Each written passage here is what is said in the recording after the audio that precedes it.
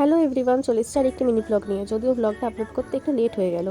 আজ ছিল আমার পাশের পাড়া শীতলা পুজো। এই মায়ের পুজো এখানে খুব বড় করে হয়, আর মা খুব জাগ্রত।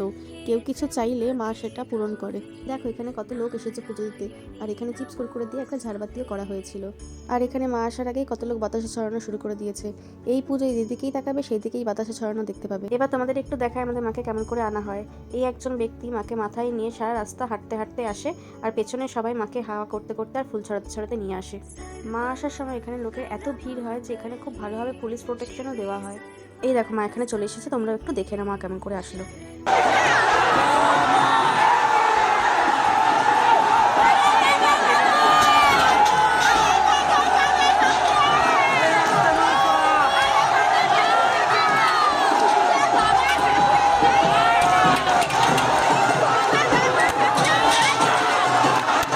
দেখলে তো এখানে কত সুন্দর করে মাকে আনা হয়।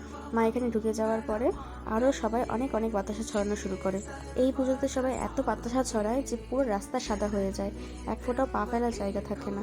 এখানে দেখো এতক্ষণে আমি আমাকে দেখাতে পারলাম, এতটাই ভিড় আর এত বাতাসা ছড়াচ্ছে পুরো গাটাও সাদা সাদা হয়ে গেছিলো।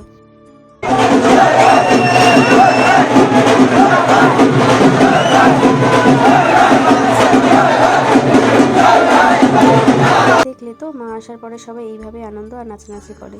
আর এখানে মা আসার পরে মাকে একটু সেবা যত্ন করা হয়, কারণ অনেকটা রাস্তা মা আসে তো। নিচে দেখো এখনো কত ভিড়, কত লোক এখনো বাতাসা ছড়াচ্ছে। এই দেখো তোমাদের বলছিলাম না বাতাসা একদম রাস্তা সাদা হয়ে যায়। এই দেখো কত লোক কত বাতাসাও তুলছে এখান থেকে। দেখা হবে আবার নেক্সট মিনি ব্লগে, চলো বাই।